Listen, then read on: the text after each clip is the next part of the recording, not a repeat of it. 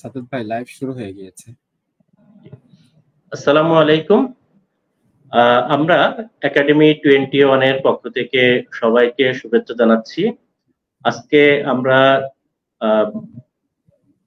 Join করেছি প্রজন্ম সংলাপ উইথ ডক্টর আরিফ এর দ্বিতীয় পর্বে। আপনারা জানেন একাডেমি 21 একটি মানসিক স্বাস্থ্য সেবা এবং গবেষণা নিয়ে কাজ করছে, এবং এই অর্গানাইজেশনের মূল যে বিষয়টি সেটা হচ্ছে এরকম: mental health care and rehabilitation research and development organization. তো আমরা এই মানসিক স্বাস্থ্য সেবা নিয়ে একাডেমি 21 কাজ করছে, তার ধারাবাহিকতায় আমরা শুরু করেছি প্রজন্ম সংলাপ উইথ ডক্টর আরিফ। ইতিমধ্যে আমরা প্রথম পর্ব শেষ করেছি, আজকে দ্বিতীয় পর্বে মূলত আমরা শিশুদের মানসিক স্বাস্থ্য এবং তাদের আচরণ বৈকল্য এই বিষয়টি নিয়ে, এবং আচরণ বৈকল্য কেন হয় সেই কারণগুলো নিয়ে আজকে আমরা কথা বলবো। বিশিষ্ট শিশু চিকিৎসক, জাপান প্রবাসী, জাপানে যিনি কর্মরত আছেন, দীর্ঘদিন থেকে শিশুদের নিয়ে কাজ করছেন, ডক্টর আরিফ ভাই। পরিচয় অলরেডি তো গত পর্বে দিয়েছেন, আমার মনে হয় যে আজকে আরেকটু পরিচয় হয়ে যেতে পারে। আমার পরিচয়টাও দিয়ে নিচ্ছি। আমি নুরুস সাদাত, সাইকোলজিস্ট হিসেবে কাজ করি। আজকে এই 1 ঘন্টার জন্য আমি আপনার সাথে এবং দর্শকদের সাথে আছি উপস্থাপনার জন্য। আরিফ ভাই, আপনার পরিচয়টা যদি দিয়ে দেন।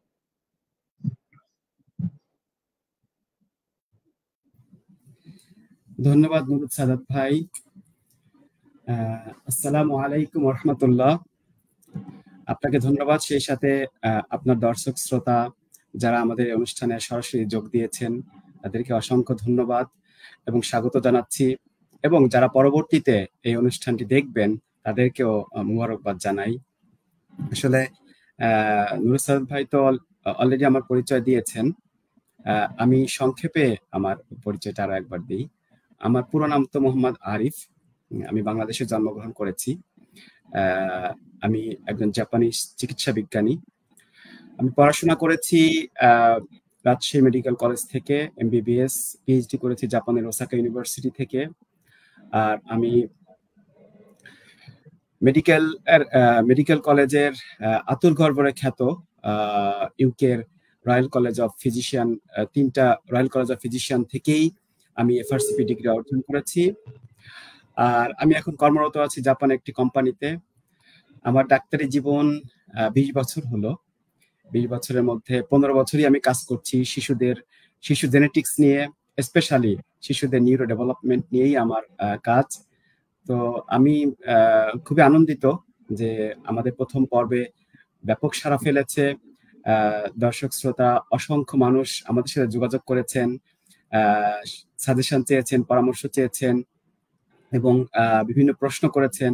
আমি আশা করব যে আজকেও আপনারা প্রথম থেকে শেষ পর্যন্ত আমাদের সাথে থাকবেন এবং আপনাদের পরামর্শ, আপনাদের প্রশ্ন এবং আপনাদের মন্তব্য করবেন।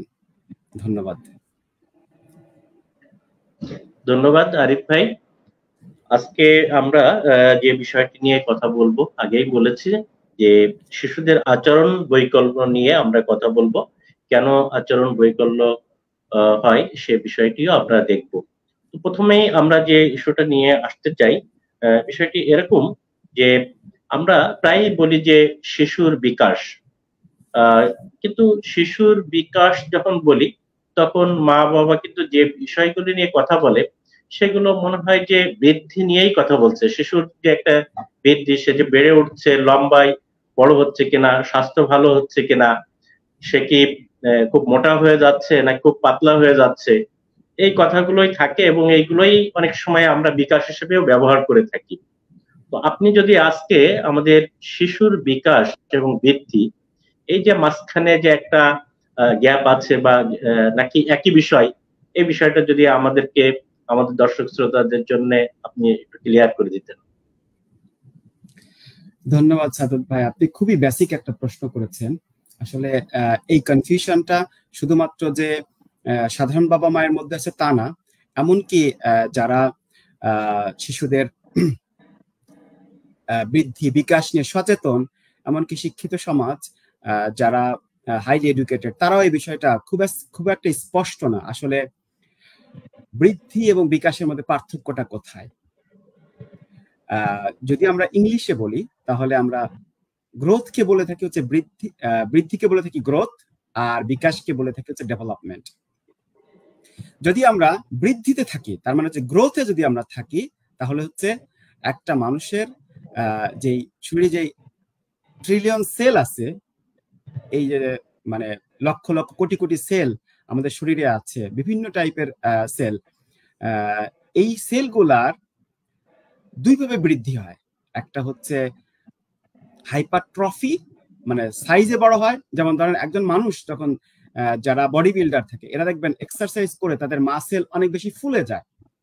এই যে ফুলে যায় তার কিন্তু মাসেল আসলে বাড়ে না, ফুলে, এটাকে বলে হাইপারট্রফি। আর একটা হচ্ছে একটা শিশু ছোটবেলা থেকে আস্তে আস্তে বড় হয়। আমি বড় মানে হচ্ছে সাইজে বড় হয়, ওজনে বড় হয়। এই যে বড় হওয়াটা তার প্রত্যেকটা সেল প্রতিদিনই ভাঙছে, ভেঙে নতুন সেল তৈরি হচ্ছে, এটাকে বলে হাইপারপ্লেশিয়া।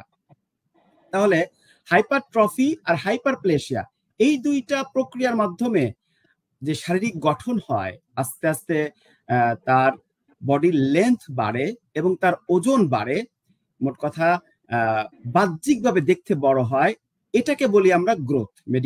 মেডিকেল সায়েন্সের ভাষায় এটাকে আমরা বলি বৃদ্ধি। আর আপনি জানেন আমাদের শরীরের সমস্ত কার্যক্রম, আমাদের শরীরের সমস্ত প্রকার আমাদের আবেগ, ইমোশন শুধু নয়, আমাদের সমস্ত কার্যক্রম, আমি হাঁটছি, আমি কথা বলছি, আমি নিঃশ্বাস নিচ্ছি, আমি ভাত খাচ্ছি, আমি অক্সিজেন নিচ্ছি, প্রত্যেকটা কাজ যে কন্ট্রোল করে আমাদের শরীরের, সেই কন্ট্রোল সেন্টারটা হচ্ছে এখানে। এবং সেই কন্ট্রোল সেন্টারটা হচ্ছে আপনার ব্রেন, টোটাল ব্রেনটা। এই ব্রেনটা যে শিশু মায়ের পেট থেকে বের হয়ে আসে, ভূমিষ্ঠ হয়, আমি গত পর্বে আপনাদেরকে বলেছি যে 100 বিলিয়ন সেল নিয়ে আসে। এই যে ব্রেনটা বা যে মগজটা নিয়ে এসে পৃথিবীতে আসে, এর যে বৃদ্ধি আছে এটাও আস্তে আস্তে বড় হতে থাকে, সাইজেও যেমন বড় হতে থাকে। আর এই ব্রেন সেলগুলার নেটওয়ার্কিং, মাইলিনেশন আর অনেক রকমের প্রক্রিয়া এই ব্রেনের মধ্যে চলতে থাকে। এই ব্রেনের মধ্যে চলতে থাকতে থাকতে এই ব্রেনটা আমাদের সমস্ত কার্যক্রমকে পরিচালনা করে। আমাদের যেমন সমস্ত দৈনন্দিন কার্যক্রমকে পরিচালনা করে, একই সাথে আমাদের আবেগ ইমোশনকে পরিচালনা করে। এই যে ব্রেনের বৃদ্ধি এবং ব্রেনের যে বিভিন্ন বয়সে যে কার্যক্রমের যে তারতম্য হচ্ছে, এটাকে বলে হচ্ছে ডেভেলপমেন্ট। তো আমরা এখন থেকে যখন আমরা কথা বলবো ডেভেলপমেন্ট, এটার মানে হচ্ছে বিকাশ। আর যখন আমরা কথা বলবো গ্রোথ, এটার মানে হচ্ছে বৃদ্ধি। তো এইভাবে আমরা গ্রোথ এবং ডেভেলপমেন্ট বা বৃদ্ধি এবং বিকাশকে আলাদা আলাদা করে দেখি। এটা হচ্ছে বেসিক পার্থক্য। আশা করি আমি বিষয়টা আপনাদেরকে বোঝাতে পেরেছি। ধন্যবাদ আরিফ ভাই। আমাদের সাথে অনেক অনেক দর্শক কিন্তু যুক্ত হয়েছে। আমরা গত পর্বেও দেখেছি যে আমাদের মানে কয়েক লক্ষ ভিউ কিন্তু আমাদের ফেসবুক এবং ইউটিউবে হয়েছে। সো আপনার এই গুরুত্বপূর্ণ কথাগুলো সবাই শুনছে। আশা করি দর্শক আপনাদের যে কোনো প্রশ্ন থাকলে আপনারা আমাদের এখানে কমেন্টস করুন এবং আমাদের এই লাইভটি আপনারা শেয়ার করতে পারেন, তাহলে অন্যরাও এই বেসিক বিষয়গুলো জানতে পারবে, উপকৃত হবে।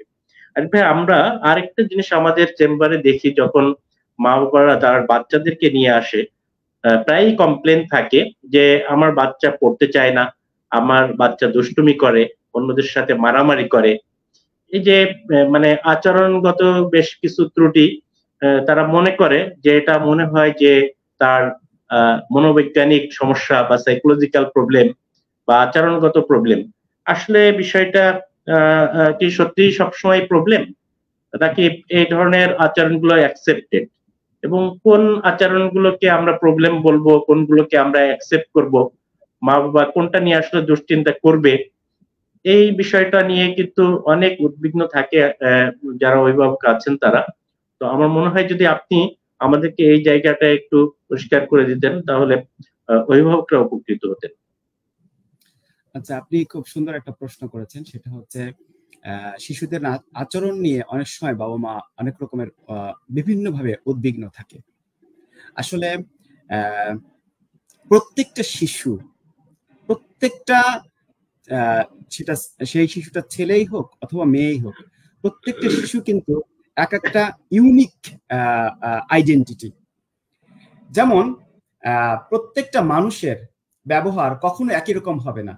একই পরিবারের একই টেবিলে বসে খাবার খায়, একই বিছানায় ঘুমায়, একই বাবা মায়ের গর্ভে জন্মগ্রহণ করেছে, একটা শিশুর মেধা, একটা শিশুর চিন্তা চেতনা, ঠিক তার ফেলো ভাই বা বোনের চিন্তা চেতনা একেবারে ডিফারেন্ট। হ্যাঁ, অনেক ক্ষেত্রে তাদের মিল থাকে, কিন্তু অনেক ক্ষেত্রে আবার তারতম্যও থাকে।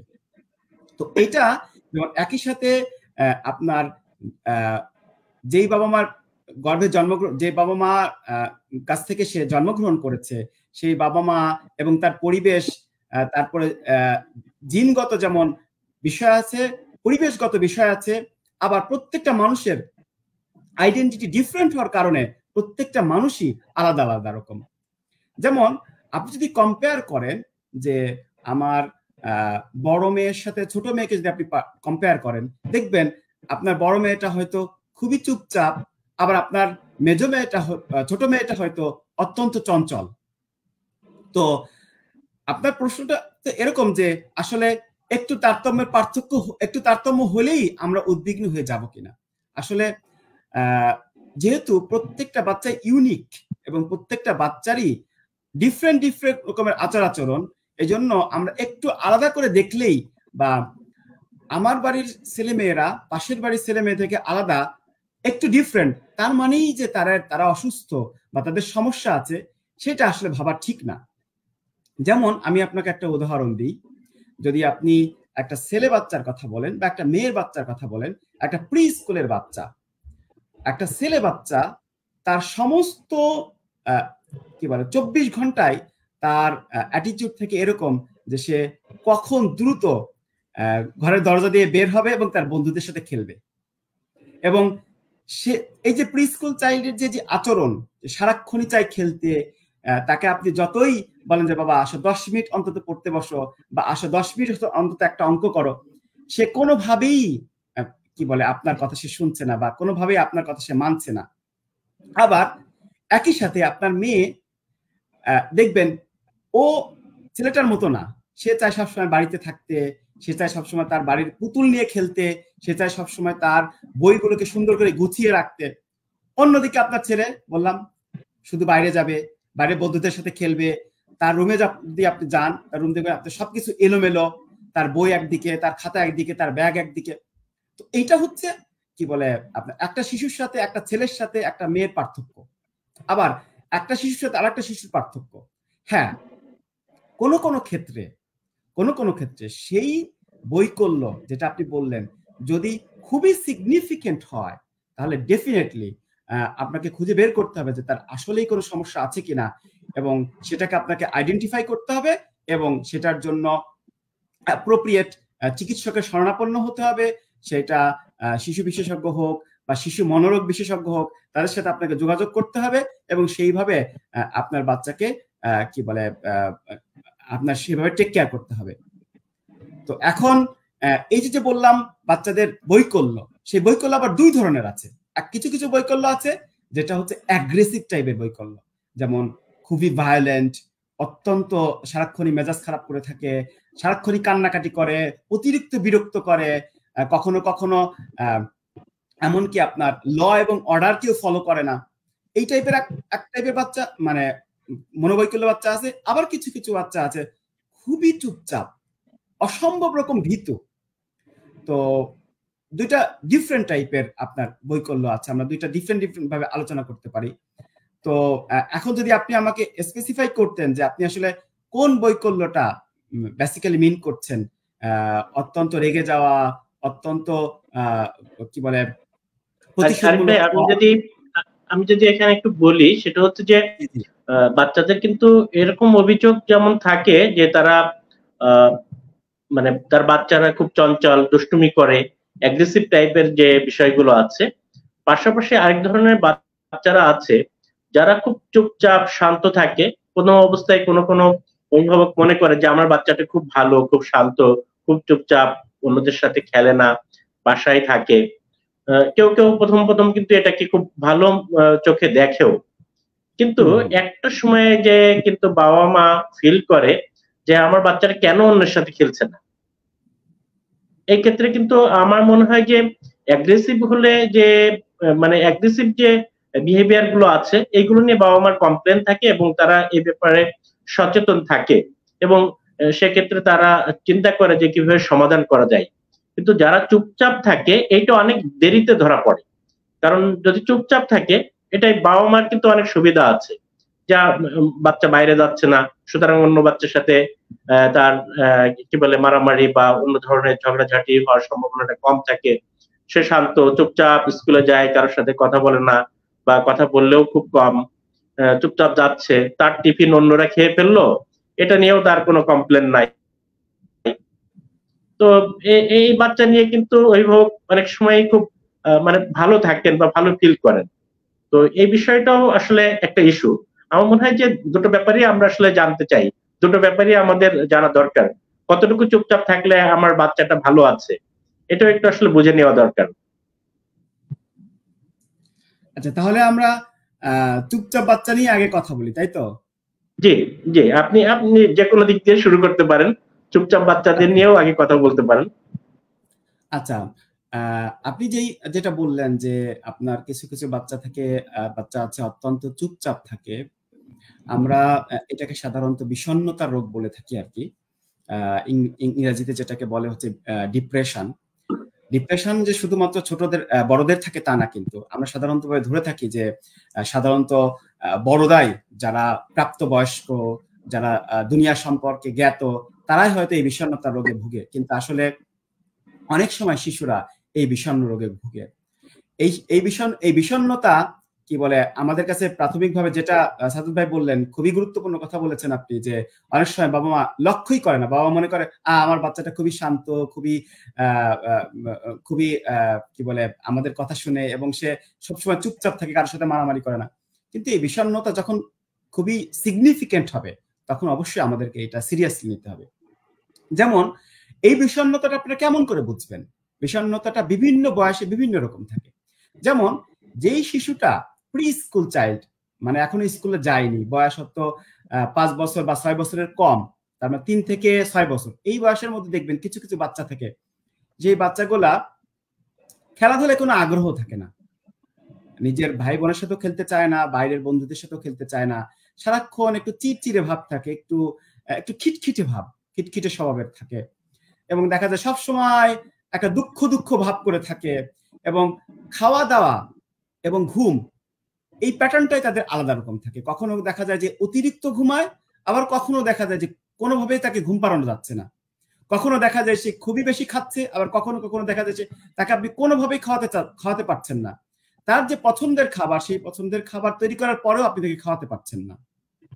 আবার ধরেন এই বাচ্চাগুলাই যদি আপনার স্কুল গোয়িং বাচ্চা হয়, মানে প্রাইমারি স্কুলের বাচ্চা, ধরেন মোটামুটি 6 থেকে 12 বছর, এই সময়ের মধ্যে বাচ্চা যদি হয়, তাহলে দেখবেন অধিকাংশ ক্ষেত্রেই টিচাররা অভিযোগ করে যে আপনার ছেলের বা আপনার মেয়ের পড়াশোনা একেবারেই মনোযোগ নেই, সে স্কুলের রেজাল্ট আস্তে আস্তে খারাপ করছে। এমনকি কিছু বাচ্চা আছে অত্যন্ত হীনমন্যতায় ভুগে, তার বন্ধুদের সাথে নিজেকে সে মনে করে যে আমার বন্ধু মনে হয় বেশি সুন্দর, আমি মনে হয় একটু কম সুন্দর। বিশেষ করে মেয়ে বাচ্চারা মনে করে আমার বন্ধু মনে হয় একটু বেশি সুন্দর, আমি মনে হয় একটু কম সুন্দর। বা অনেক সময় ছেলেদের মধ্যে বিষণ্ণতা তৈরি হয়, মনে করে যে আমার বন্ধু ফুটবল খুব ভালো খেলতে পারে, কিন্তু আমি ভালো খেলতে পারি না, ও জোরে দৌড়ায়, আমি আস্তে দৌড়াই।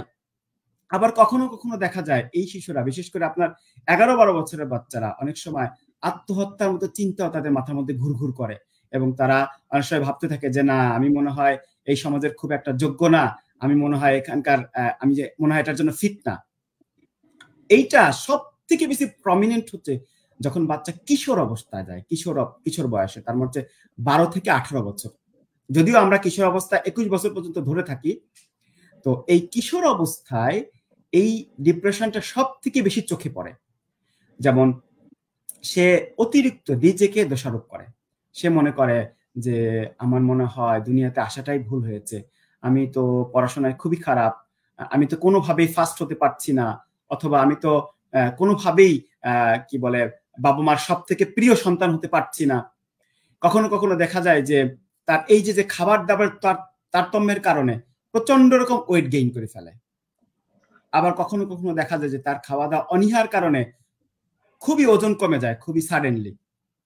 তো এই যে লক্ষণগুলা বিভিন্ন বয়সে বিভিন্ন, এই লক্ষণগুলা যদি আপনাদের চোখে পড়ে, খুবই সিগনিফিকেন্ট মনে হয়, তখন অবশ্যই আপনাকে ডাক্তারের শরণাপন্ন হতে হবে এবং এবং খুঁজে বের করার চেষ্টা করতে হবে যে তার কি কারণে এই সমস্যাগুলো হচ্ছে। যেমন ধরেন কিছু সমস্যা আপনি পরিবার থেকে খুঁজে পাবেন, যেমন পরিবেশগত কেমন, যেমন বাসার হয়তো ওই সন্তানের বাবা মা অথবা কাছের কোনো মানুষ দীর্ঘদিন ধরে অসুস্থ, অথবা হঠাৎ করে মৃত্যু হয়েছে, অথবা তার কাছের কোনো মানুষ দ্বারা সে নিগ্রহের শিকার হয়েছে, হয়তোবা তাকে কোনো তার সাথে কোনো দুর্ব্যবহার করেছে, অথবা সে সেক্সুয়ালি হ্যারাসড হয়েছে, অথবা তার স্কুল থেকে প্রচন্ড রকম পড়াশোনার চাপ তার ভেতরে তৈরি হয়েছে, যে চাপটুকু সে নিতে পারবে না, তার থেকে অতিরিক্ত চাপ তাকে দেয়া হচ্ছে। আবার কখনো কখনো দেখা যায় যে আপনার গতদিন আমি বলেছিলাম যে অনেক সময় আমার বাবারা মারা সন্তানদেরকে এত ভালোবাসেন যে বাচ্চারা অনেক সময় আত্মনির্ভরশীল হতে পারে না। তো যেহেতু সে আত্মনির্ভরশীল হতে পারে না, তখন সে নিজে হীনমন্যতায় ভুগে। আমি এত বড় হয়ে গিয়েছি, এখনো আমি আমার নিজের কাজটা করতে পারি না, আমার বয়স 15 বছর হয়ে গিয়েছে, আমি এখন সাইকেল চালিয়ে স্কুল যেতে পারি না, এখনো আমার বাবার জন্য অপেক্ষা করতে হয় বা মায়ের জন্য অপেক্ষা করতে হয় যে আমাকে রিক্সায় করে নিয়ে যাবে। এই যে হীনমন্যতা, এই হীনমন্যতাও তাকে ডিপ্রেশন তৈরি করে। আর আরো কিছু বিষয় আছে যে বিষয়গুলো আসলে বাবা মার পক্ষে ডায়াগনোসিস করা সম্ভব না, এগুলো আসলে ডাক্তারদের কাছে গেলে তারা ডায়াগনোসিস করবে। যেমন শরীরে কিছু হরমোন আছে, হরমোন ঠিক না, এটাকে বলে আসলে নিউরোট্রান্সমিটার। এই নিউরোট্রান্সমিটার যেমন হচ্ছে আপনার সেরোটোনিন বা ডোপামিন, যে কিছু ধরনের কিছু নিউরোট্রান্সমিটার বা বায়োলজিক্যাল ফ্যাক্টর আছে, এইগুলা অসামঞ্জস্য দেখা দেয়। যদি আপনি এই নিউরোট্রান্সমিটারগুলো যদি ইয়ে করেন, কি বলে রাসায়নিক আপনার ব্লাড পরীক্ষা করে, যদি সিরাম আলাদা করে যদি পরীক্ষা করে, তাহলে এটা দেখা যাবে যে তার এই নিউরোট্রান্সমিটারের অসামঞ্জস্যতার কারণে তার এই ইয়ে তৈরি হয়েছে, বিষণ্ণতা তৈরি হয়েছে। আর অবশ্যই পারিবারিক জেনেটিক কারণে এটা হতে পারে। জেনেটিক কারণ কেমন, যেমন পরিবারের অন্যান্য সদস্য যারা, যেমন বাবার পক্ষ থেকে বা মায়ের পক্ষ থেকে যদি এই টাইপের কোনো মানসিক ব্যাধি থেকে থাকে, সেটা সিজোফ্রেনিয়ার মতো ব্যাধি হোক অথবা তার কোনো ডিপ্রেশনের অসুখ হোক, তাহলে দেখা যাবে যে এই শিশুরও কি বলে বংশানুক্রমিক ধারা অনুযায়ী তার এই সমস্যা দেখা দিয়েছে। এটা হচ্ছে এক ধরনের, এটা হচ্ছে বিষণ্ণতা। বিষণ্ণতা ছাড়াও অনেক সময় শিশুরা চুপচাপ হয়ে যায়। যেমন এটার মধ্যে একটা আছে হচ্ছে আপনার অ্যাংজাইটি ডিসঅর্ডার, যেটাকে বাংলায় বলে হচ্ছে উদ্বেগ। আর একটা আছে হচ্ছে আপনার post traumatic stress disorder. Post traumatic stress ডিসঅর্ডারটা হচ্ছে হয়তো সে জীবনে খুব চরম একটা বিপদের সম্মুখীন হয়েছিল, সেই সম্মুখীন হওয়ার কারণে সে এত বেশি এফেক্টেড হয়েছে যে তার ভবিষ্যৎ জীবন, তার ডেভেলপমেন্টটা চরমভাবে বাধাগ্রস্ত হচ্ছে। যেমন সে এই সিভিয়ার ট্রমার কারণে, যেমন সিভিয়ার ট্রমা কিভাবে হতে পারে, যেমন ধরেন কথার কথা, সে হয়তো খুব ছোটবেলা বাবা মার সাথে কোথাও ভ্রমণের সময় বাবা মা দুজনকে একসাথে হারিয়ে ফেললো, হয়তো চরম একটা গাড়ি দুর্ঘটনা অথবা লঞ্চ দুর্ঘটনা অথবা বিমান দুর্ঘটনা, অথবা কোনো শিশু বয়সে সে হয়তো প্রচন্ড রকম যৌন নিগ্রহের শিকার হলো। এই যে ট্রমা তার জীবনে ঘটলো, এই ট্রমাটাকে সে সারা জীবন এমন ভাবে বয়ে বেড়ায় যে সে আর স্বাভাবিক জীবনে ফিরে আসা তার জন্য অনেক বেশি কঠিন হয়ে যায়। তো এই পোস্ট ট্রমা যে স্ট্রেস ডিসঅর্ডারের কথা বললাম, এটা বাচ্চা বিভিন্নভাবে প্রকাশ করে।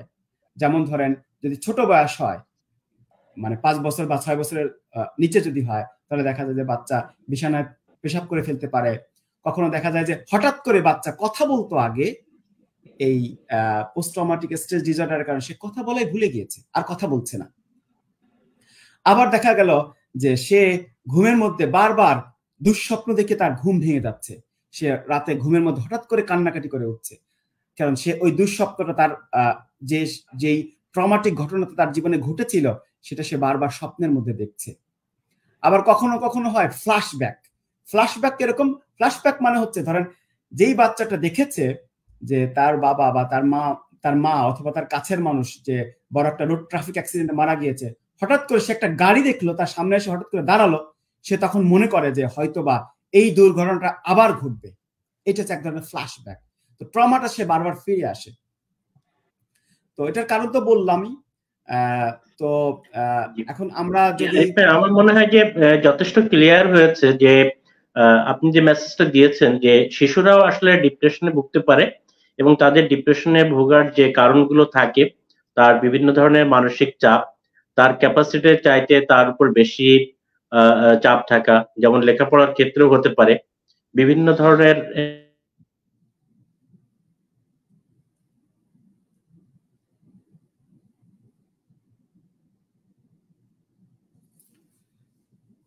সাদুল ভাই আমি আপনার কথা শুনতে পাচ্ছি না।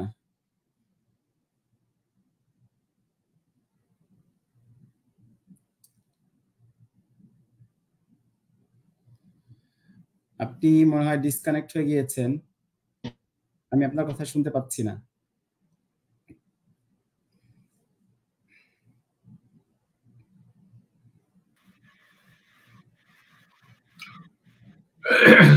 আরিফ ভাই আসসালামু আলাইকুম। ওয়ালাইকুম আসসালাম। আমাকে ঢুকতে হলো, আমি আপনাদের আলোচনাগুলো তন্ময় হয়ে শুনছিলাম। সাজিদ ভাই মনে হয় ডিসকানেক্টেড হয়ে গিয়েছে। জি জি, ওনার এই জন্য আমাকে ওই এই সময়টা আমি গ্যাপটা পূরণ করে দিই। আচ্ছা জি, আমরা বাংলাদেশে অধিকাংশ ছেলে মেয়েদের ভিতরে, পার্টিকুলারলি এই উঠতি বয়সের ছেলেদের ভিতরে ইয়ে হচ্ছে, কি বলে, ডিপ্রেশন, অ্যাংজাইটি, ইরিটেবিলিটি, এগুলো একেবারে মহামারী। সবচেয়ে বড় সমস্যা সেটা হলো যে নাই, আপনার ওই অ্যাওয়ারনেস নেই,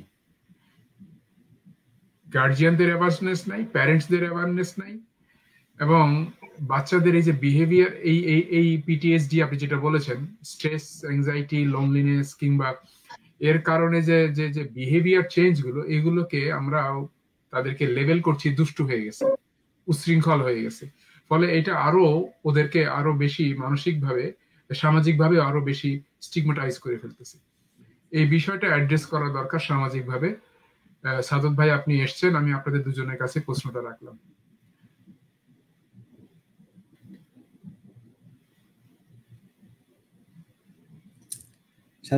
সাদত ভাইকে শুনতে পাচ্ছি না আমরা এখনো।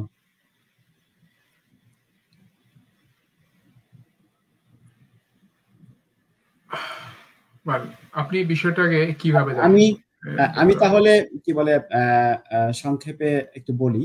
সেটা হচ্ছে আমাদের চিকিৎসা কিন্তু আসলে জিয়া ভাই কারণের মধ্যে লুকায়িত আছে। আমি যে কারণগুলা বলেছি, এই কারণগুলাকেই যদি আমরা অ্যাড্রেস করতে পারি তাহলে আমরা সমস্যার সমাধান করতে পারবো দ্রুত। কিছু কিছু সমস্যার সমাধানের জন্য আমাদেরকে অবশ্যই ডাক্তার এবং বিশেষজ্ঞ শরণাপন্ন হতে হবে। যেমন ধরেন আমি যে বলেছি যে যদি তার হরমোনাল বা নিউরো ট্রান্সমিটারের যেই অসামঞ্জস্য থাকে, সেই ক্ষেত্রে তো অবশ্যই ডেফিনেটলি ডাক্তার ওষুধ দিবে। আর শিশু মনোরোগ বিশেষজ্ঞের শরণাপন্ন হতে হবে, নুরুল সাদত ভাইদের শরণাপন্ন হতে হবে। সেই ক্ষেত্রে তখন সাধারণত শিশু মনোরোগ বিশেষজ্ঞরা একটা বিশেষ চিকিৎসার কথা বলে থাকে, যেই চিকিৎসার নাম হচ্ছে আপনার সিবিটি বা cognitive behavioural therapy. Cognitive behavioural therapy হচ্ছে একটা বিশেষ ধরনের চিকিৎসা, যেটা হচ্ছে আপনার মনোজগৎকে পরিবর্তন করতে সাহায্য করে। মনোজগৎকে পরিবর্তন করতে কেমন করে সাহায্য করে? যেমন ধরেন আপনার আমি কি ভাবছি এবং কি বাস্তবতা, দুইটাকে সামনে নিয়ে এসে দাঁড় করানো। যেমন ধরেন আমাদের একটা হচ্ছে আমাদের বুদ্ধিমত্তা, আরেকটা হচ্ছে আমাদের ইমোশন, আর আরেকটা হচ্ছে আমাদের বিহেভিয়ার। তিনটাকে কিন্তু আমরা যদি একসাথে দেখি তাহলে কিন্তু মনে হতে পারে এটা একই জিনিস, কিন্তু আসলে তিনটা ভিন্ন ভিন্ন জিনিস। আমাদের ইমোশনটা হচ্ছে আমাদের কি বলে বুদ্ধিমত্তাকে এফেক্ট করে।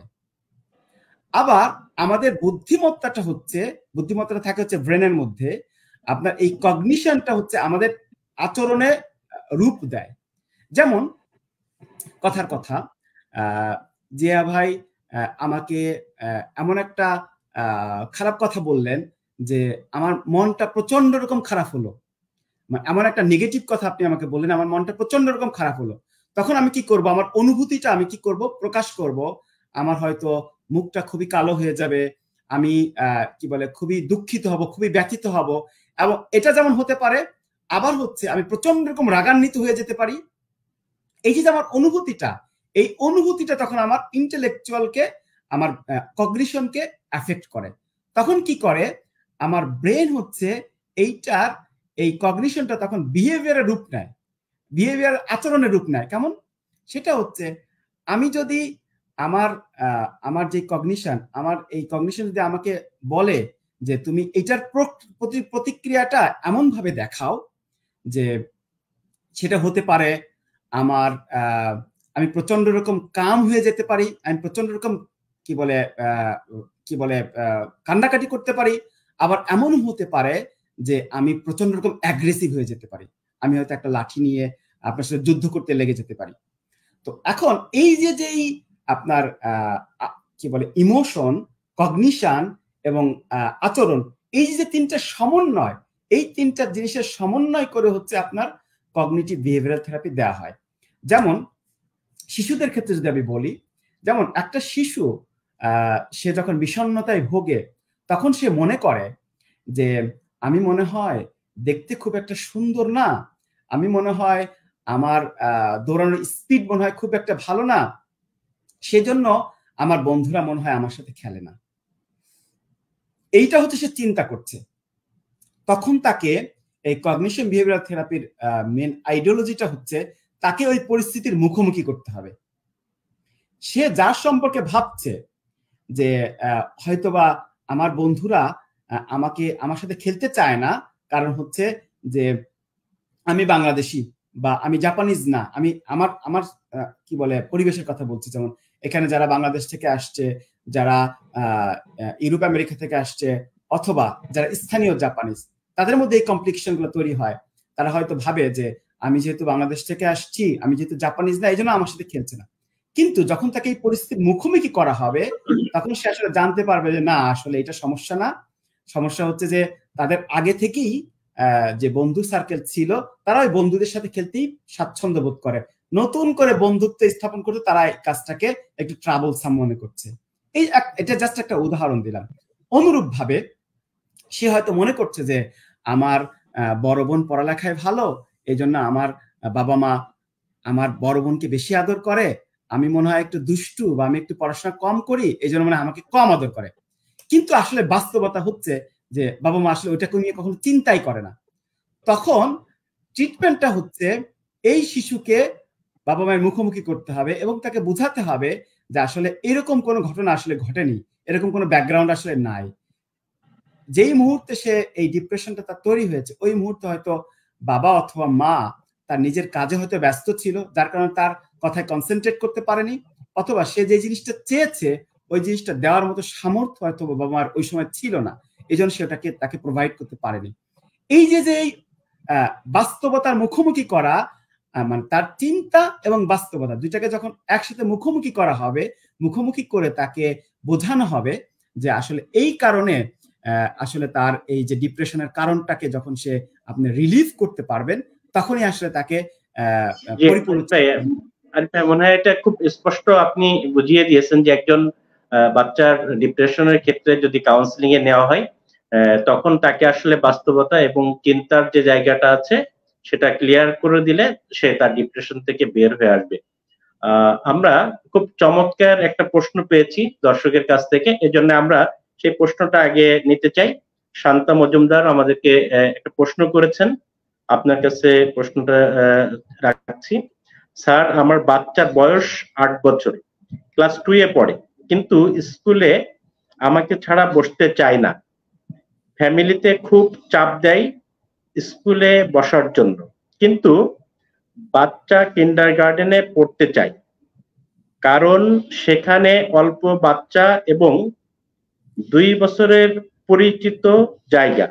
কিন্তু ওর বাবার ইচ্ছা শহরের ভালো গভর্নমেন্ট স্কুলে পড়ানো, কিন্তু ওখানে স্টুডেন্ট অনেক বেশি, এজন্য বাচ্চা ভয় পায়। এখন আমার প্রশ্ন হলো, আমি ওর ইচ্ছাটা প্রাধান্য দিব নাকি গভর্নমেন্ট স্কুলে পড়াবো? আচ্ছা, আপনি এটা খুবই খুবই সুন্দর এবং চমৎকার প্রশ্ন। আসলে এই এই টাইপের সমস্যার কথা বাবা মার কাছ থেকে আমি প্রায় শুনে থাকি। একটু প্রশ্নের উত্তরের আগে আমি একটু বলতে চাই, সেটা হচ্ছে যে আমাদের দেশে কিন্তু প্রাইমারি যে স্কুলটা আছে এই স্কুলের স্টুডেন্টের সংখ্যা কিন্তু অনেক বেশি হয়, বিশেষ করে গভর্নমেন্টের এবং গভর্নমেন্টের বাইরেও। আমি দেখেছি যে ক্যান্টনমেন্ট বেস যে স্কুলগুলো আছে সেখানেও 70-80 জন স্টুডেন্ট ক্লাস, মানে 1 2 3 4 5 পর্যন্ত সেই ক্লাসগুলোতে 70-80 জন স্টুডেন্টকে নিয়েও ক্লাস চলে। একটা ক্লাসে 30 মিনিট থেকে 40 মিনিট সর্বোচ্চ সময় তারা ক্লাসে কাজ করছে। বাচ্চারা ক্লাসের হোমওয়ার্কটা বুঝতে পারে না অনেক সময়। আমি নিজেও মানে প্যারেন্টস ডে থেকে দেখেছি যে বাচ্চাদের মায়েরা বাবারা এই প্রশ্নগুলো করে যে তার বাচ্চা স্কুল থেকে কি পড়া দিচ্ছে সে এটা লিখে আনতে পারছে না। আর স্কুলে যখন এটা বলা হচ্ছে, স্কুলের প্রিন্সিপাল বললেন যে আসলে একটা ক্লাসে 70-80 জন বাচ্চা, তার ক্লাস টিচার কিভাবে প্রত্যেকটা ডায়েরি চেক করে দিবে? তার মানে ক্লাস 1 2 3 4 5 এর বাচ্চা সে দায়িত্ব নিয়ে নোটবুক লিখে নিয়ে আসবে, এটাও আসলে এক্সপেকটেশন থাকে স্কুলের। তো এই জায়গাটায় যারা গার্জিয়ান আছেন তারা আসলে বুঝতে পারেন না যে কোনটা করব। এবং এই অভিভাবকের প্রশ্ন এটাই যে কিন্ডারগার্টেন স্কুল হলে 20 জন 30 জন 40 জনের স্টুডেন্ট থাকে, সেখানে হয়তো টিচার মনোযোগ দিতে পারে। তো সেক্ষেত্রে কি সে আসলে মানে বেশি স্টুডেন্ট যেখানে আছে সেখানে পড়বে নাকি কিন্ডারগার্টেন স্কুলে পড়বে? জি আরিফ ভাই। আচ্ছা, আপনি এটা আসলে খুবই বেসিক এবং ফান্ডামেন্টাল প্রশ্ন। যদি বাচ্চার স্বাভাবিক উদ্বেগ যদি থাকে যে সে আসলে বেসিক্যালি ওই স্কুলেই সে পড়তে চায় যেখানে অল্প বাচ্চা আছে, যেখানে তার পরিচিত বন্ধু বান্ধবরা আছে, অলরেডি সে তার একটা সার্কেল সে তৈরি করে ফেলেছে, সেই ক্ষেত্রে আমি বাবা মাকে পরামর্শ দিব ডেফিনেটলি আপনার এই আর্লি চাইল্ডহুডে আসলে বাচ্চারা পড়াশোনার চেয়ে তাদের নিজের স্বাচ্ছন্দ্য, নিজের মানসিক বিকাশ, এইটাই আসলে বেসিক্যালি স্কুল জীবনে ঘটে। প্রাইমারি স্কুল জীবনে পড়াশোনার চেয়ে তার যে সেলফ কনফিডেন্স, তার যে পারিপার্শ্বিক সার্কেল, তারপরে হচ্ছে সে তার আপনজন যাদের সাথে সে মিশতে পছন্দ করে, যাদের সাথে সে মিশতে তাকে আনন্দ দেয়, এবং সে কারণ এই অল্প বয়সেই মানে শিশু বয়সেই প্রাইমারি স্কুলে স্পেশালি যখন হচ্ছে বাচ্চারা তাদের সেলফ ডিপেন্ডেন্সি শিখে, সেলফ কনফিডেন্স শিখে, তারপরে হচ্ছে সে তার পরিবেশটাকে তার নিজের নিয়ন্ত্রণে নিতে শিখে, এই সময়গুলোতে আমি ব্যক্তিগতভাবে এবং মেডিকেল সায়েন্সও পরামর্শ দেয় হচ্ছে যেটা হচ্ছে তার জন্য বেশি সহযোগী হবে, যেটার সে মোর কমফোর্ট ফিল করবে, সেই জায়গাতেই তাকে আসলে থাকার সুযোগ দেওয়া উচিত। কারণ শিশু বয়সে বাচ্চাদের পড়াশোনার চেয়ে অন্যান্য সবকিছু শেখায় বেশি জরুরি। আর এই উদ্বেগটা যদি তার শুধুমাত্র স্বাভাবিক উদ্বেগ হয়, কিন্তু যদি সেই উদ্বেগটা অনেক বেশি হয়, যেটাকে আমরা অ্যাংজাইটি পর্যন্ত নিয়ে যেতে পারি, আমি আশা করি যে সে হয়তোবা এরকম এত বেশি অ্যাংজাইটি তার নেই যে সে আঁকড়ে ধরে কান্নাকাটি করে, তারপরে হচ্ছে অপরিচিত দেখতে ভয় পায়, তারপরে হচ্ছে আপনার ঘন ঘন পেটে ব্যথা করে, তারপর হচ্ছে ঘন ঘন পাতলা পায়খানা হয়। তো এইটা এইটা এই দিকে যদি রূপ নেয় তার মানে হচ্ছে সে সত্যিকার অর্থে স্বাভাবিক অবস্থায় আর নেই, সে প্রচন্ড অ্যাংজাইটির মধ্যে সে অলরেডি ঢুকে গিয়েছে। তো আমি পরামর্শ দিব যে বাচ্চাকে অনেক বেশি অ্যাংজাইটির মধ্যে ঠেলে না দিয়ে যেখানে সে কমফোর্ট ফিল করে, যেখানে তার মানসিক বিকাশটা ভালো হয়, সেই কাজটা বাবা মার আসলে করা উচিত, সেই স্কুলে রাখা উচিত। আর যদি বাবা মা মনে করে যে শিশুর যথেষ্ট পড়াশোনা স্কুল থেকে নিচ্ছে না, সেই ক্ষেত্রে আমি পরামর্শ দিব যে বাবা মাকে একটু এক্সট্রা কেয়ার নেবে বাড়িতে, যে পড়াশোনা তার ঘাটতি আছে সেই ঘাটতি সে বাড়িতে পূরণ করবে, যদি সম্ভব হয় বাড়িতে টিচার রেখে দিতে পারে অথবা অন্য টিচারের কাছে পড়তে পারে। কিন্তু স্কুলের ক্ষেত্রে আমি বলবো যে যেখানে সে কমফোর্ট ফিল করে সেখানে তার যাওয়া উচিত। চমৎকার বলেছেন আরিফ ভাই।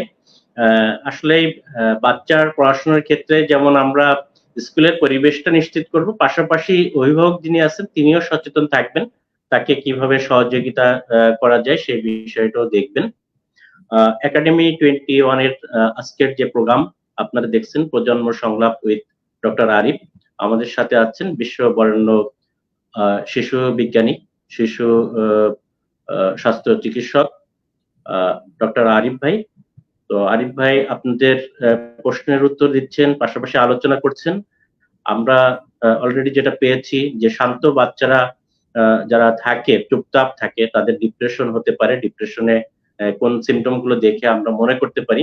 আমরা এখন একটু, যদিও আপনি শুরুতে একটু বলছিলেন যে যারা চঞ্চল বাচ্চা, তাদের আসলে কোন কোন চঞ্চলতা দেখলে আমরা বুঝবো যে এটা স্বাভাবিকতা নয়, অস্বাভাবিক আচরণের দিকে যাচ্ছে।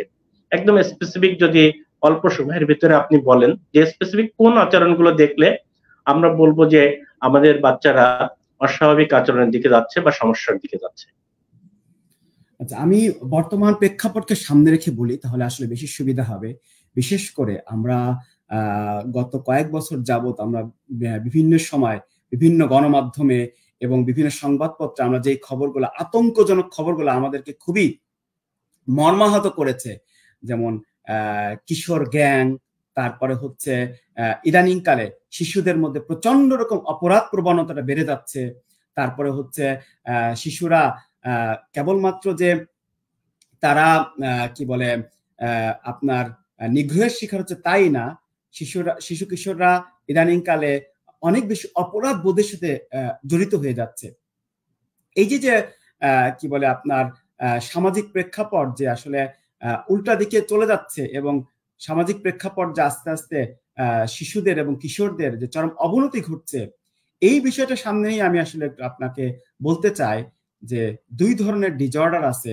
যেটা হচ্ছে শিশুরা, আমরা শুরু থেকে বাবা মারা যদি অল্প বয়স থেকে এই বিষয়গুলোকে খুবই গভীরভাবে খেয়াল না করেন, তাহলে ভবিষ্যতে শিশুদের এই অপরাধ প্রবণতা এবং শিশুর গ্যাংয়ের মতো এরকম কঠিন পরিস্থিতির মুখোমুখি যেন আমাদেরকে না হতে হয়। এজন্য আমি শুরুতেই দুইটা ডিসঅর্ডারের কথা আপনাকে আমি আজকে বলতে চাই।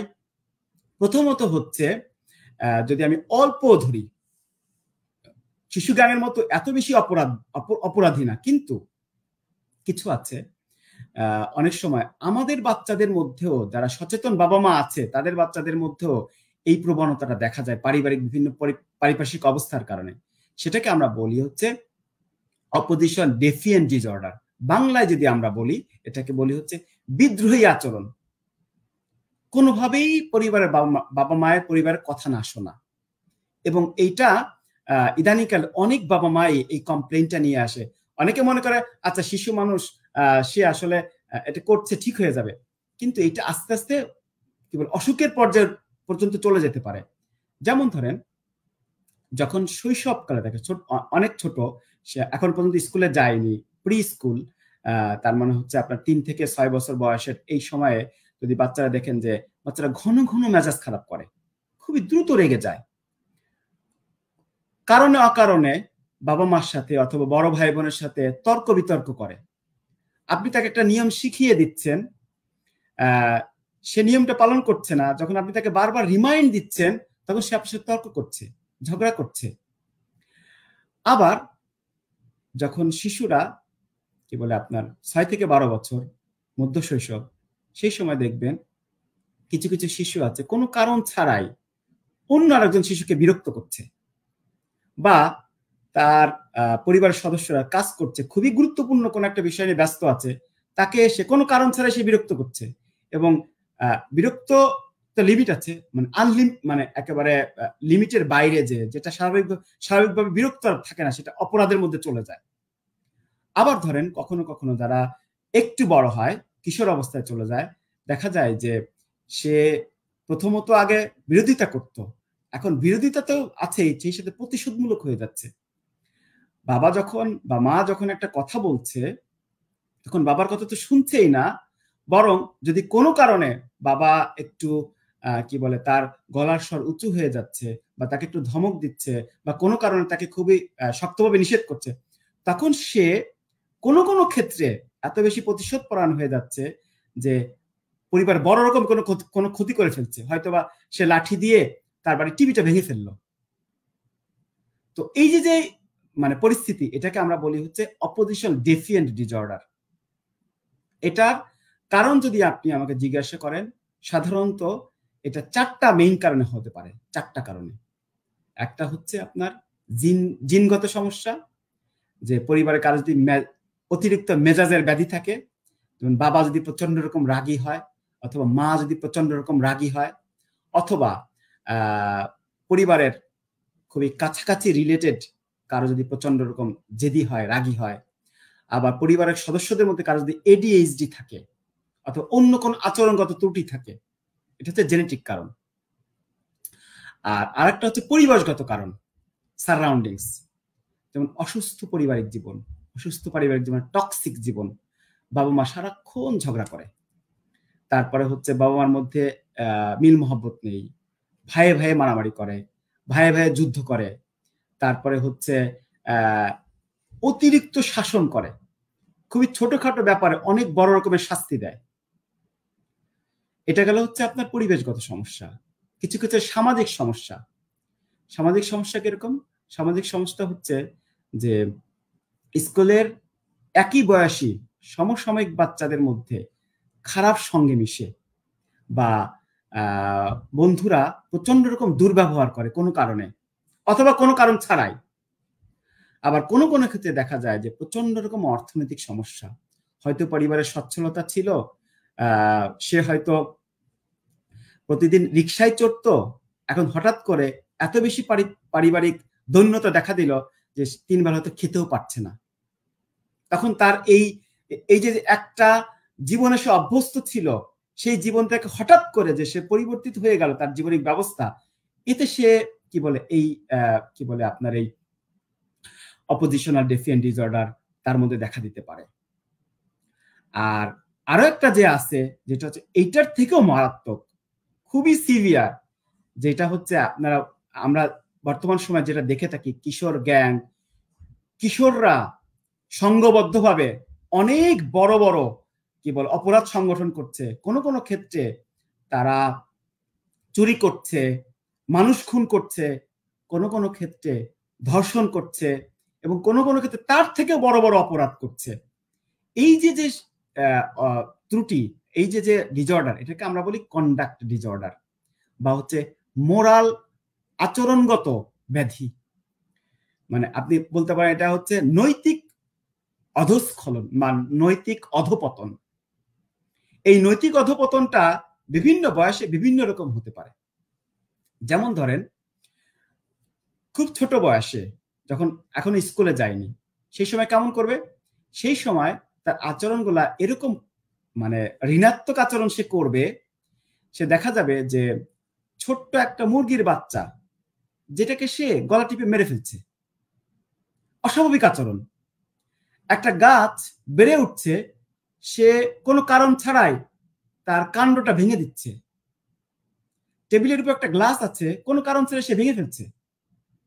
শৈশব বয়সে, খুবই ছোট বয়সে, যখন তার বয়স এখনো 5-6 বছর হয়নি, যখন সে আপনার মধ্য শৈশবে গিয়েছে, মানে 6 থেকে 12 বছর, এই সময় সে মারামারি শুরু করবে নিজের ভাইয়ের সাথে, নিজের বোনের সাথে, চাচাতো ভাইয়ের সাথে, নিজের স্কুলের বন্ধুর সাথে মারামারি করবে, অস্ত্র নিয়ে কি বলে অস্ত্রের ঝনঝনানি করতে পারে, এবং প্রচন্ড রকম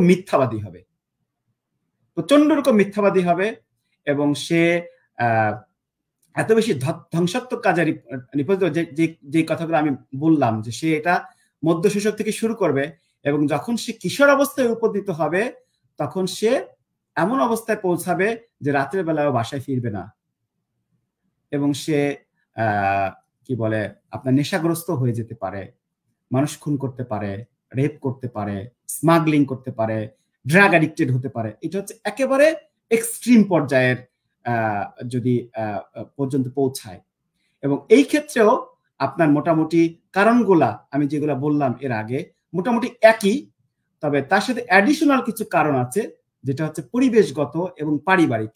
সেটা হচ্ছে যদি কোনো পরিবারে মদ্যপানের অভ্যাস থাকে এবং মদ্যপান করে যদি মাতলামের অভ্যাস থাকে পরিবারের সদস্যরা, পরিবারের খুব কাছের মানুষদের মধ্যে, এবং আমি আগেই বলেছি যে কঠোর যদি শাসন থাকে, কোনো অল্প বয়সেই প্রচন্ড রকম যদি শাসন করা হয়, শাসনটা এরকম যে তাকে এমন ভাবে শাসন করা হলো যে তার হয়তো একটা হাড্ডি ভেঙে গেল, তার হয়তো তাকে হয়তো এত নিম্ন ভাষায় গালি দেওয়া হলো যে তার প্রচন্ড রকম আত্মসম্মান বোধে আঘাতপ্রাপ্ত হলো, হতে পারে। আর যেই কারণটা হচ্ছে বাবা মা বা পাড়া প্রতিবেশী বুঝতে পারবে না, সেটা হচ্ছে যেমন আমি আগেও বলেছি যে নিউরোবায়োলজিক্যাল কিছু সমস্যা হতে পারে। সেটা হচ্ছে যদি তার ব্রেনে কোনো ড্যামেজ হয়, এটা মেইনলি সাধারণত আপনার ফ্রন্টাল লোব আছে, আমাদের ব্রেনের যেই সামনের অংশটা, এটাকে ফ্রন্টাল লোব বলে, প্রিফ্রন্টাল কর্টেক্স আর কি। এই প্রিফ্রন্টাল কর্টেক্স যদি কোনো কারণে কোনো বড় অসুখের কারণে অথবা ইনজুরির কারণে যদি ড্যামেজ হয়, অথবা কিছু হরমোনাল বা নিউরোট্রান্সমিটার ডিসঅর্ডার হয়, সেই ক্ষেত্রে এই অসুখ হতে পারে। এই মোটামুটি অনেক চমৎকার ভাবে বলেছেন কন্ডাক্ট ডিসঅর্ডার এবং কি বলে ওডিডির কথা আপনি বলেছেন, এবং এক্ষেত্রে আপনি যে জিনিসটা বলেছেন যে এর কারণ হিসেবে যে জিনিসগুলো দেখিয়েছেন, আমরা যারা বাচ্চাদের সমস্যা থাকে তারা কিন্তু প্রথমেই মনে হয় যে বাচ্চারা হয়তো দুষ্টুমি করে এমন করছে, বা ও হয়তো পড়তে চায় না বা লিখতে চায় না, পজিটিভ কাজগুলো করতে চায় না বলে ইচ্ছা করে করছে। কিন্তু আপনি যে কারণগুলো বললেন তাতে আসলে কিছু কারণ আছে যেগুলো ইনহেরিডিটিক্যাল বা আপনি যেটা বললেন যে নিউরোলজিক্যাল কিছু ব্যাপার আছে। এর বাইরে বেশিরভাগ যে জিনিসগুলো বললেন যে পরিবার থেকে অথবা তার সারাউন্ডিং থেকে, সে কিন্তু এই জিনিসগুলো শিখছে। তাহলে আমরা যদি এই বাচ্চাটাকে এই সমস্যা থেকে বের করতে চাই বা সমস্যাটা যেন না হয়, প্রতিকার বা প্রতিরোধ যেটাই বলেন, সেক্ষেত্রে আসলে আমরা কোন জায়গাটাতে কাজ করব? এই বাচ্চাটাকে নিয়ে কাজ করব নাকি তার এনভায়রনমেন্ট নিয়ে কাজ করব? আমি যদি আরো একটু ক্লিয়ার করে বলতে চাই, সেটা হচ্ছে যে অভিভাবক অনেক সময়ই সাইকোলজিস্টদের কাছে যান, সাইকোলজিস্টরা কথা বলেন, তার চাইতে বেশি সে প্রাধান্য দেয় তার অভিভাবক বা বাবা মার সাথে বেশি কথা বলতে চান বা বাবা মাকেই কাউন্সিলিং করতে চান। বিষয়টা আসলে কি, আপনি যদি একটু খোলামেলা বলতেন। আপনি নিজেও যেহেতু সাইকোলজিস্ট, আপনি বিষয়টা কি বলে আমার থেকে আরো বেশি সম্মুখীন হয়েছেন বা আপনার অভিজ্ঞতা আরো অনেক বেশি। আসলে আমরা যেই শিশুদের কমন আমাদের যেই যে বৈকল্যের কথাগুলো আজকে আমরা বলেছি, ডিপ্রেশনের কথাই বলি আর আমরা অ্যাগ্রেসিভ ব্যবহারের কথাই বলি, প্রত্যেকটার সাথে কিন্তু আমি কারণ বলেছি, এবং প্রত্যেকটা কি বলে চিকিৎসায় কিন্তু এই কারণের মধ্যে লুকায়িত আছে। তো এই কারণগুলাকে আমাদেরকে অ্যাড্রেস করতে হবে, এবং এই কারণগুলাকে আমাদেরকে প্রথমে হচ্ছে ছোটবেলা থেকেই আমাদেরকে এগুলার প্রতিকার করতে হবে, মানে প্রতিরোধ করতে হবে, আমাদের প্রতিরোধকমূলক ব্যবস্থা নিতে হবে যেন তার এই অবস্থার মধ্য দিয়ে এই পর্যন্ত তাকে না আসতে হয়। এবং যখন আমরা সচেতন হয়েছি, হয়তো আগে সচেতন ছিলাম না, এখন সচেতন হয়েছি, সচেতন হওয়ার পরেও যদি আমাদের সংশোধন করার সুযোগ থাকে তাহলে আমাদেরকে অবশ্যই সংশোধন করতে হবে।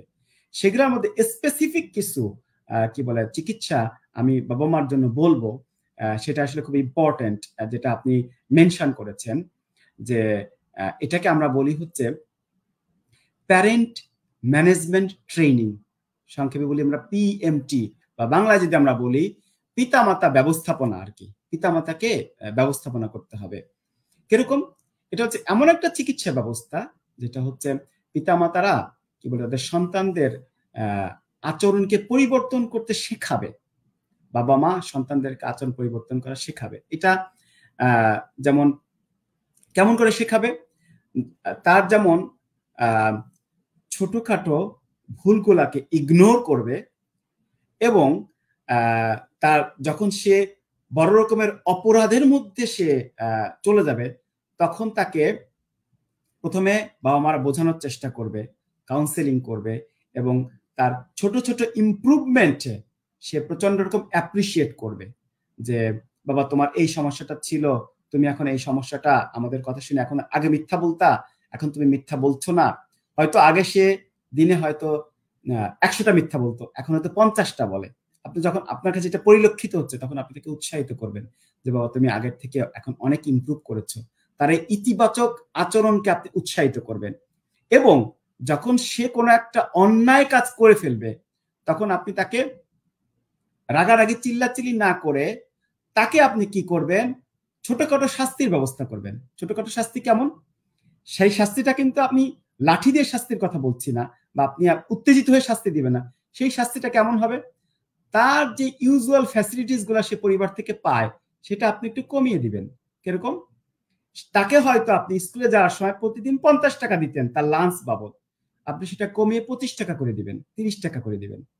হয়তোবা সে আশা করে যে আপনি তাকে হয়তো একটা ফুটবল কিনে দিবেন, যেটা সে আপনার কাছে চেয়েছে, আপনি তাকে ফুটবলটা কিনে দিবেন না।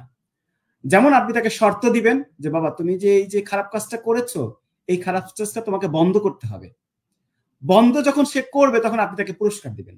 অনুরূপ ভাবে যখন আপনি তাকে তার কাউন্সিলিং করছেন, তার আচরণগত পরিবর্তন করতে সহযোগিতা করছেন, যখন সে আপনার কথা সে শুনছে না, তখন আপনি তাকে যে সুযোগ সুবিধা দিচ্ছেন, যেমন আপনি তাকে মোবাইল কিনে দিয়েছিলেন, সেই মোবাইলটাতে আপনি হয়তো তাকে অ্যাক্সেস দিয়েছিলেন যে তুমি হয়তো 100 টাকার ইন্টারনেট ব্যবহার করতে পারবা। আপনি তখন তার ইন্টারনেটটা কেটে দিতে পারেন, অথবা সেটা আপনি 50 টাকা করে দিতে পারেন। তার মানে হচ্ছে আপনি তার পজিটিভটাকে উৎসাহিত করবেন এবং নেগেটিভটাকে আপনি মিনিমাইজ করে দিবেন। এটা একটা ব্যবস্থাপনা। আরেকটা ব্যবস্থা হচ্ছে এটা যে পরিবারগত উন্নয়ন। আরেকটা হচ্ছে মাল্টি সিস্টেমিক থেরাপি, যেটাকে আমরা বলি MST। এটা আসলে অনেক বিশাল এবং এটার পরিধি অনেক ব্যাপক। যদি আমরা সংক্ষেপে বলি এক সেন্টেন্সে, সেটা হচ্ছে আপনি জানেন আমার ধারণা বাংলাদেশেও আছে, সেটা হচ্ছে কিশোর সংশোধন কেন্দ্র, এই টাইপের কিছু প্রতিষ্ঠান থাকে, যেখানে হচ্ছে আপনার এই যে বকে যাওয়া সন্তানদেরকে, বকে যাওয়া কিশোরদেরকে একসাথে অ্যাকুমুলেটেড করে তাদেরকে নৈতিক শিক্ষা দেওয়া হয়, তাদেরকে পরিশ্রমী করে গড়ে তোলা হয়, এবং তাদেরকে দৈনন্দিন জীবনে একই সাথে স্বাবলম্বী করাতে সহযোগিতা করা হয়, এবং একইভাবে তাদেরকে কি বলে তাদের ফিজিক্যাল এক্সারসাইজ, তারপরে হচ্ছে আপনার দৈনন্দিন রুটিনকে ফলো করার মাধ্যমে, খাদ্য অভ্যাস পরিবর্তন করার মাধ্যমে, ঘুমের প্যাটার্ন পরিবর্তন করার মাধ্যমে, তাদের টোটাল জীবন ব্যবস্থাপনা পরিবর্তনের মাধ্যমে যেটা করে আর কি। আমি জানি না বাংলাদেশ কিশোর সংশোধন কেন্দ্রে কি হয়, তবে সাধারণত মাল্টি সিস্টেমিক থেরাপির মধ্যে এই সব কিছু ইনক্লুডেড থাকে। আর আপনি অলরেডি বলেছেন যেগুলা যে পারিবারিক কাউন্সিল, বাবা মাকে বোঝানো, তারপরে হচ্ছে পারিবারিক থেরাপির মধ্যে আরেকটা জিনিস আমি বলতে ভুলে গিয়েছি, সেটা হচ্ছে শুধুমাত্র বাবা মাই নয়, পরিবারের অন্যান্য যে সমস্ত সদস্যরা আছে তাদেরকেও এই থেরাপির আন্ডারে নিয়ে আসতে হবে, যেটাকে আমরা পারিবারিক থেরাপি নামে কি বলে থাকি। এটা হচ্ছে যে পরিবারের অন্যান্য ভাই বোন যারা ভালো, যারা শান্ত, যারা শিষ্ট, যারা বাবা মার কথা শুনে, তাদেরকেও এগিয়ে আসতে হবে, যেন তার যে ভাইটা বকে গিয়েছে, তার যে ভাইটা অবাধ্য হয়েছে, তাকে যেন সবাই সম্মিলিতভাবে সহযোগিতা করতে পারে, তার ভালো কাজগুলোকে যেন অ্যাপ্রিসিয়েট করতে পারে, তার খারাপ কাজগুলোতে যেন তারা কোনোভাবে বাধা সৃষ্টি করতে পারে। এই জন্য পরিবার প্রত্যেকটা সদস্যকেও এগিয়ে আসতে হবে। এটাকে বলে পারিবারিক থেরাপি। এটা একেবারে সংক্ষিপ্ত করে বললাম আর কি, এর থেকে সংক্ষিপ্ত আসলে বলা একটু কঠিন। সাদত ভাই।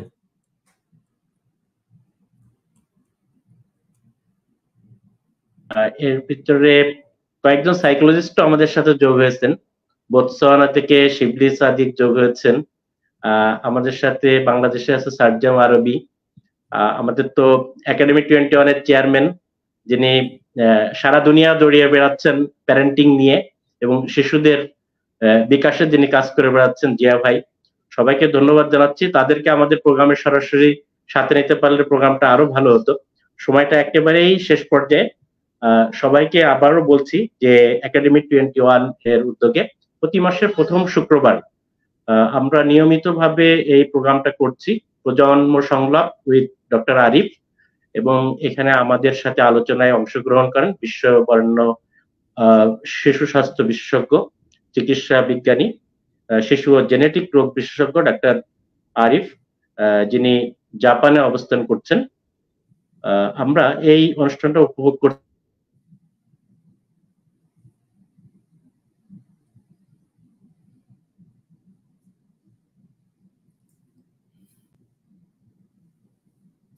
আবার মনে হয় ডিসকানেক্টেড হয়ে গিয়েছে।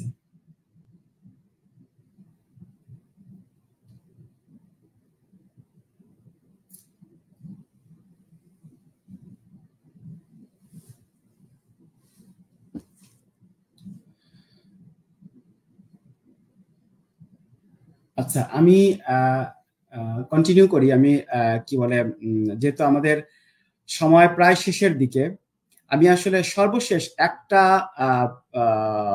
রিকোয়েস্ট কি বলে মায়েদের পক্ষ থেকে, আমি বেশ কিছু মায়ের কাছ থেকে টেলিফোন পেয়েছি, যোগাযোগ করেছে ওনারা আমার সাথে, আমাকে অনুরোধ করেছে একটা বিষয়ে আসলে একটু বলার জন্য। সেটা হচ্ছে শিশুদের মনোযোগ বৃদ্ধির জন্য অনেক শিশু, অনেক মায়েরাই এই সমস্যার মধ্যে ভোগেন যে শিশুদেরকে কোনোভাবে পড়াশোনায় মনোযোগ বসানো যায় না। তো আমাকে বলছে, স্যার আপনি এমন কিছু উপদেশ আমাদেরকে দিবেন, ছোট ছোট উপদেশ, যে উপদেশগুলো আমরা পালন করলে যেন আমাদের শিশুদের মনোযোগ বৃদ্ধি পায়। তো আমি অনেক চিন্তা ভাবনা করে, অনেক ঘাটাঘাটি করে 10টা সাজেশন খুঁজে পেয়েছি। আপনারা চাইলে এটাকে করে দেখতে পারেন যে শিশু মনোযোগ বৃদ্ধি করার জন্য আপনারা এই উপায়গুলো অবলম্বন করা যায় কিনা। প্রথমে হচ্ছে নাম্বার 1, যেটা আমি গতদিনে বলেছি, সেটা হচ্ছে শিশুকে ছোটবেলা থেকেই একটা রুটিনের মধ্যে তার জীবনকে প্রতিষ্ঠিত করবেন। কখন ঘুম থেকে উঠবে, কখন ঘুমাতে যাবে, কখন খাবার খাবে, কখন নামাজ পড়বে। জাস্ট ছোট ছোট আমি উদাহরণ দিলাম।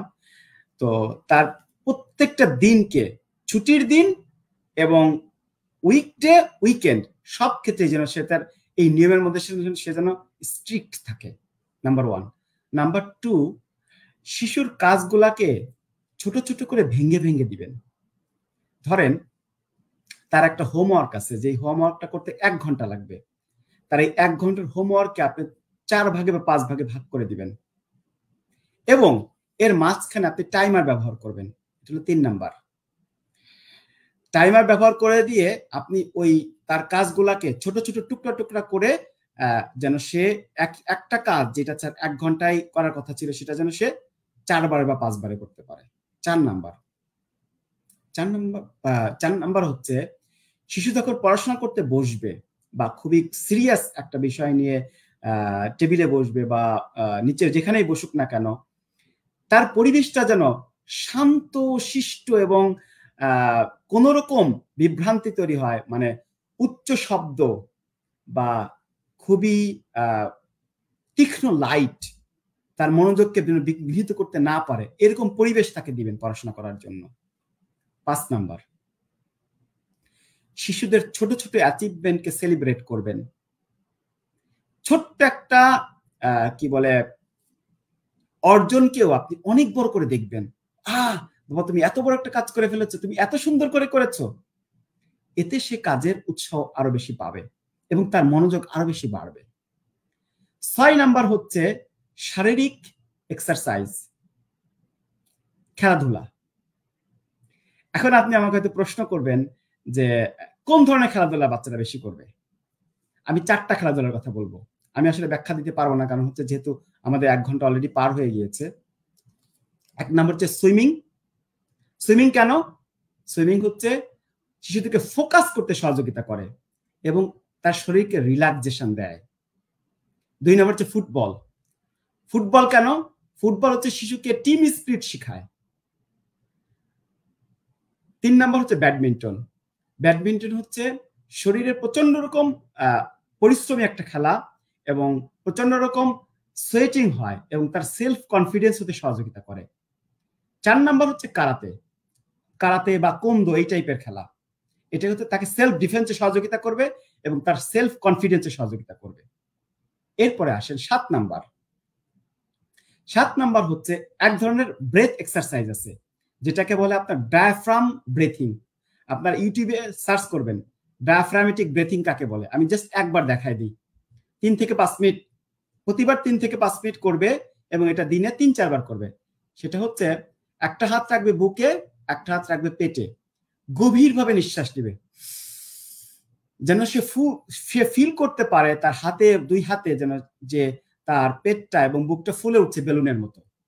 এরকম করে দিনে 3 থেকে 4 বার করবে, প্রতিবার 3 থেকে 5 মিনিট। 8 নাম্বার হচ্ছে ওই যে বলেছিলাম কাজ ভেঙে ভেঙে দিবেন, এর সাথে কাজটা বিরতি নিয়ে দিবেন, কন্টিনিউয়াসলি না। তার হয়তো সে 24 ঘন্টার মধ্যে হয়তো 3 ঘন্টা পড়াশোনা করবে, তাকে একবার 3 ঘন্টা টেবিলে বসিয়ে রাখবেন না। 1 ঘন্টা পড়বে, আপনি উঠিয়ে দিবেন। তারপর সে ঘুরবে ফিরবে, খাবে দাবে, একটু বিনোদন করবে, খেলাধুলা করবে, আবার পড়তে বসবে। এভাবে ছোট ছোট বিরতি দিতে হবে। এরপরে হচ্ছে 9 নাম্বার, আপনি বিভিন্ন রকমের কালার কোডিং ব্যবহার করতে পারেন, বিভিন্ন রকমের কি বলে আপনার চার্ট ব্যবহার করতে পারেন। হয়তো ছোট শিশু যে হয়তো কোনোভাবে তার অঙ্ক মনে রাখতে পারছে না, তখন আপনি তাকে ছোট ছোট খেলনা দিয়ে, ছোট ছোট আপনার কি বলে পাজেল দিয়ে আপনি তাকে গুনতে সহযোগিতা করতে পারেন, তাকে চেনাতে সহযোগিতা করতে পারেন। আর 10 নাম্বার, যদি আপনি দেখেন উপরের কোনোটাই কার্যকর ভূমিকা রাখতে পারছে না আপনি করার পরেও, বিশেষজ্ঞ ডাক্তারের শরণাপন্ন হবেন এবং শিশুর যে শিক্ষক আছে শিক্ষকের সহযোগিতা চাবেন। স্বাস্থ্য পরিচর্যা করে যেই কি বলে আপনার কোচ অথবা হচ্ছে যেই যার কাছে সে খেলা শিখে তার সাথে যোগাযোগ করবেন এবং তাকে সহযোগিতা করতে বলবেন। তো সাদত ভাই কি ফিরে এসেছেন নাকি আমরা শেষ করে দিব?